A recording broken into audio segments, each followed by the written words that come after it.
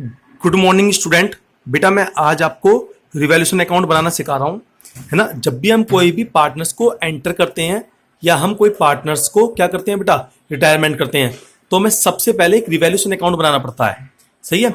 अब इस revaluation account की क्या आवश्यकता पड़ती है। सपोज कोई नया साझेदार फर्म में आता है ना, तो वो हमसे कहता है कि भाई अपनी जितनी भी एसेट्स हैं और जितनी भी लायबिलिटीज हैं उसको दोबारा रिवैल्यूट कर लो, दोबारा पुनः मूल्यांकन कर लो। यदि उसमें कोई भी आपका प्रॉफिट और लॉस होता है तो वो आपस में बांटकर उसके बाद अपना पार्टनर्स अकाउंट बना लो।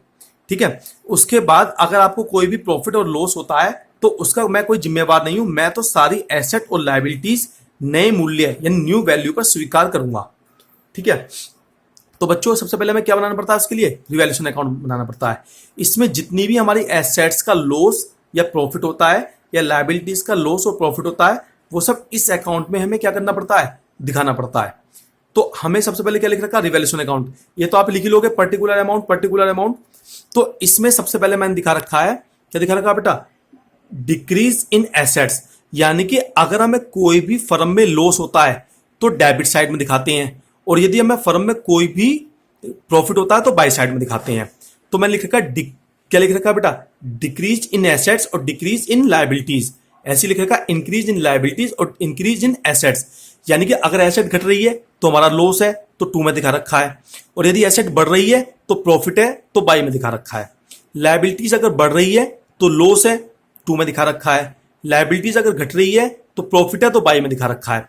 इन दोनों को दिखाने के बाद अगर हमें कोई भी प्रॉफिट और लॉस होता है तो हमें पुराने पार्टनर्स में जो भी हमारा, सपोज मैंने यहाँ पे ए और बी मान रखा है, ए और बी में बांट दिया जाता है। प्रॉफिट होता है तो 2 साइड में बांट दिया जाता है उनके रेशो में, और यदि लॉस होता है तो बाई साइड में बांट दिया जाता है। प्रॉफिट 2 साइड में और लॉस बाई साइड में।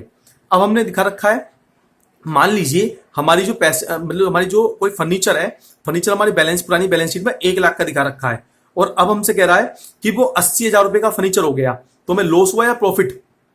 लॉस हुआ 20,000 रुपए का, तो हम लिखेंगे डिक्रीज इन एसेट, यानी 2 साइड में दिखाएंगे। और यदि हमारा 1 लाख का फर्नीचर 1,20,000 का हो जाता है तो प्रॉफिट हो जाता है तो बाई में दिखाएंगे।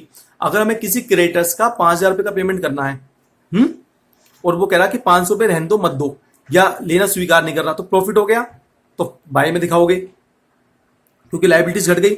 और यदि वो कह रहा है कि 500 रुपए मेरे और निकल रहे थे आपने नहीं दिखा रखे तो लॉस हो गया तो 2 में दिखाओगे। मतलब मैं कोई, इसमें बस सीधा सीधा फंडा है, अगर हमें कोई प्रॉफिट होता है तो काय में दिखाओगे, बाई में दिखाओगे, और यदि कोई लॉस होता है तो 2 में दिखाओगे। इसे बोलते हैं बेटा हम रिवैल्यूएशन अकाउंट।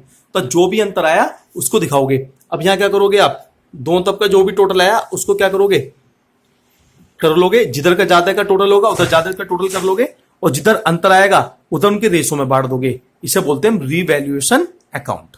ठीक है बेटा। इसके बाद बनता है आपका पार्टनर्स कैपिटल, और पार्टनर्स कैपिटल मैं आपको बता रहा हूं, इसको उतार लेना कॉपी में।